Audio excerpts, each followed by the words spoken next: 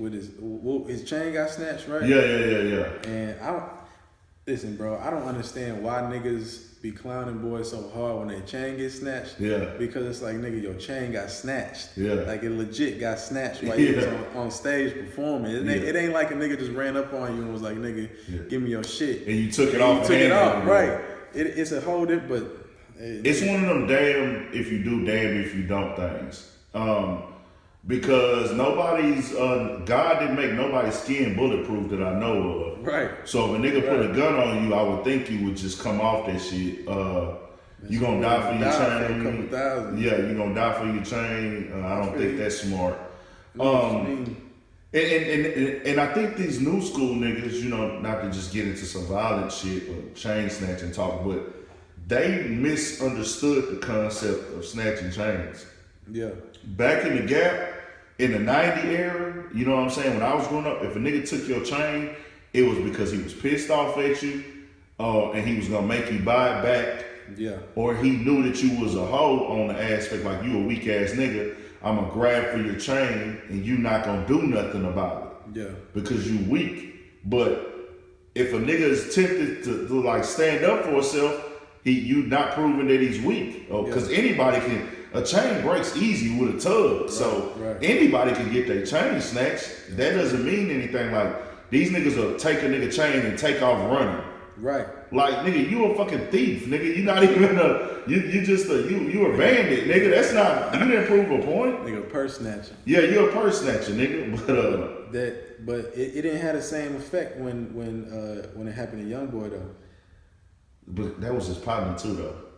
His partner snatched his chain? No, when Youngboy partner had on his chain, he didn't take it off Youngboy neck. I thought he had his chain snatched at a show. No, that's what I'm saying. It was his partner. One of the homies in his entourage was wearing his chain. Oh. While Youngboy was performing and they were on stage, a nigga reached and took it off Youngboy homeboy neck. Oh, so like we on stage together, and then the nigga. That's right. So I don't really understand the whole concept of the chain snatching shit. It's fucking pathetic to me. I think rap needs to get that out the game because you're not proving that they're rapping for a chain. You right. One thing I am with though is with these young boys. One thing I can say, because they get a lot of flack for a lot of shit they do, right? Mm-hmm. But one thing that I am rocking with is that these boys is saying each other's names, bro. I'm with that. Yeah. I don't like when niggas start dying. I don't want to get violent, you know. Right. But if y'all see somewhere and y'all beat each other up, I'm with that. It's been a lot of that shit going on lately, bro. I think the Lil B, they jumped on, A Boogie and them jumped on Lil B. It had to be done, bro. I was with that. Right. I was with it. Like, I don't want to see nobody get stomped out. I don't agree with stomp. It's like you don't want to promote violence, but when you talk out of turn and out of line and be disrespectful, those are the consequences.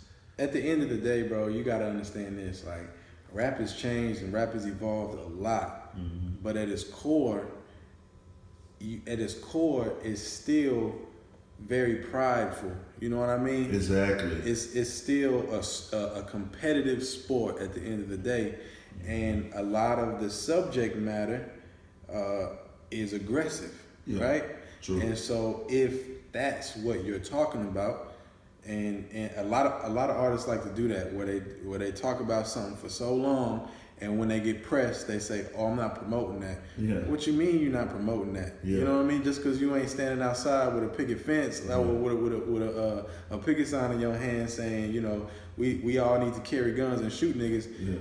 That's what you're saying. Yeah. You know what I mean? And I think that so if you talk that talk and then somebody run up on you, bro, and then you acting scary, then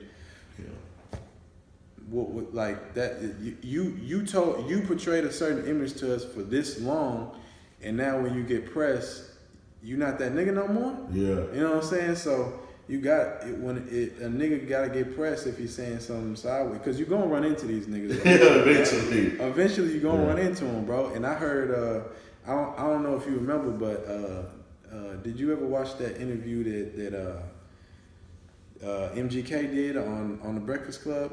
I've seen some of his interviews. I don't know if I've seen. He said he said he threw hands with some niggas in the game.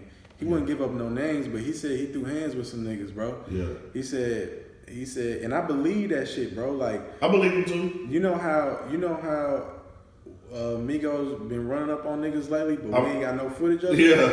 Like, hey, them niggas that jumping everything walking, bro.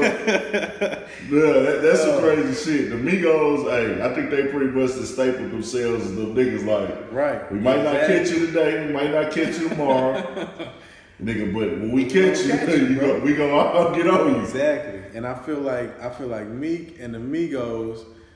I feel like they done touched a lot of niggas that we don't know about, bro. Yeah, hey, Meek and them niggas there.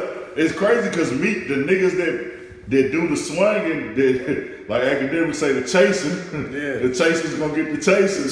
The niggas that do the chasing, them niggas, one of them gets on the interview and talk about it. Right. The TV Bay nigga, he will get on the interview and say, yeah, nigga, I had to beat that nigga up when I saw him. Like, bro, they're like, did Meek tell you to do that? Nah, Meek didn't tell me to do that. That was just on some shit like he was coming at Philly.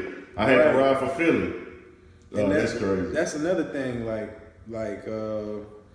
I never look at a nigga sideways whenever niggas say, oh well, you not the one who touched him. Like, some cats got so much respect that they don't have to lift their hand at all. You know what I mean? Meek is one of them niggas. He don't have to lift his hand at all, bro. Exactly. He feed a lot of niggas, dog. He feed a lot of niggas. And I don't think people understand that when a nigga that went and done 5 years or 6 years or whatever, or they just on their block every day broke, and a nigga takes them from that.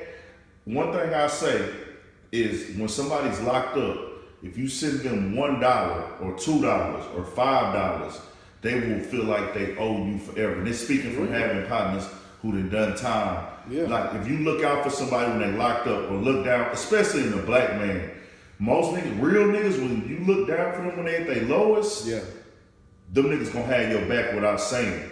Yeah. So them niggas around Meek, like, nigga, without Meek, I would be on the corner selling crack or coke or credit card scamming or trying to search for my next dollar. He got me in Hollywood, Atlanta, fucking bitches, partying, riding foreigns. Even if he passing me his hand-me-down clothes, I'm dressing fresh, I'm rocking chains. So when a nigga say anything out of line at him, it's like, hold on, nigga. Yeah. This my nigga. He take care of me, nigga. You can't say nothing about him. Right. So when they see you, it's like, take off. Like, I'm not even thinking. I'm taking off on that nigga for me. Right. Unless he tell me otherwise. And anybody who speaks on that and don't understand it, it comes off as hate. You know, you can tell when a nigga don't understand it. Yeah.